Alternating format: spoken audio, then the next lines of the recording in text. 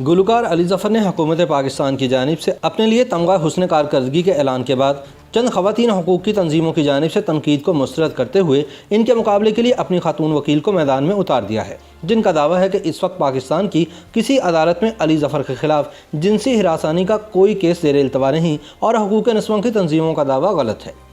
Barrister عنبر قریشی نے علی ظفر کا دفاع کرتے ہوئے کہا ہے کہ علی ظفر کے خلاف میشا شفیع کا دائر کردہ کوئی کیس کسی عدالت میں زیر التوا نہیں ہے، حقائق کو غلط انداز میں پیش کیا جا رہا ہے۔ یاد رہے کہ حقوق نسواں کی تنظیموں کی طرف سے صدر پاکستان کو خط لکھ کر یہ مطالبہ کیا گیا تھا کہ علی ظفر کی گائیکی کے میدان میں خدمات کے اعتراف میں اعلان کردہ سول ایوارڈ واپس لیا جائے۔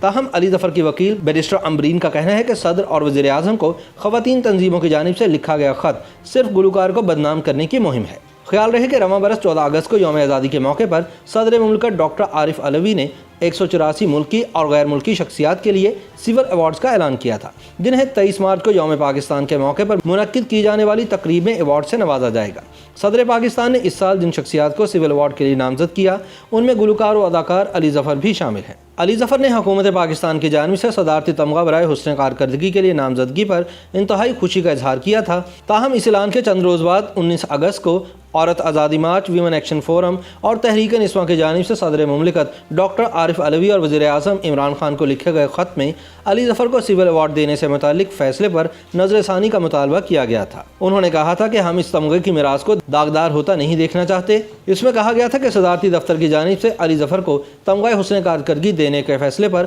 ہمیں شدید تشویش ہے، کیونکہ علی ظفر پر جنسی ہراسانی کے الزام عائد ہیں اور اس حوالے سے ان پر مقدمات تاحال چل رہے ہیں۔ اس صورتحال کے بعد علی ظفر کی وکیل بیرسٹر عمبرین قریشی نے اپنے ایک ٹویٹ میں عورت مارچ کی جانب سے علی ظفر کو تمغہ حسن کارکردگی دینے کے خلاف صدر مملکت اور وزیر اعظم پاکستان کو لکھے گئے خط کا رد عمل جاری کیا۔ علی ظفر کی لیگل کونسل نے کہا کہ میشا شفیع کی جانب سے جنسی ہراسانی کی شکایت پنجاب محتسب کے بعد گورنر پنجاب اور یہاں تک کہ لاہور ہائی کورٹ سے بھی خارج ہو چکی ہے اور سپریم کورٹ نے اب تک لاہور کی عدالت عالیہ کے فیصلے کے خلاف اپیل کی اجازت نہیں دی۔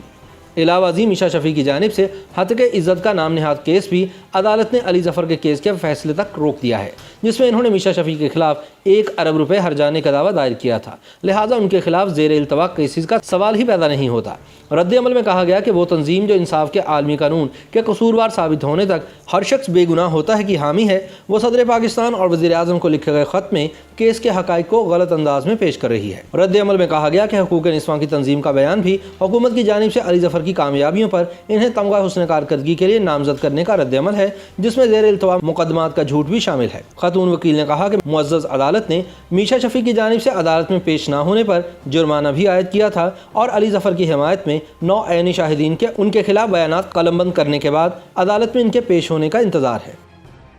YouTube پر گوگلی نیوز دیکھنے کے لیے youtube.com کی سرچ بار میں googly news T V type کریں۔ گوگلی نیوز کے پیج پر سرخ رنگ کے سبسکرپشن والے بٹن پر کلک کرنا نہ بھولیے۔ YouTube پیج پر اپلوڈ ہونے والی ویڈیوز سے باخبر رہنے کے لیے بیل آئیکن پر کلک کیجیے۔ آپ کو ہر نئی ویڈیو کے بارے میں نوٹیفیکیشن موصول ہو جائے گا۔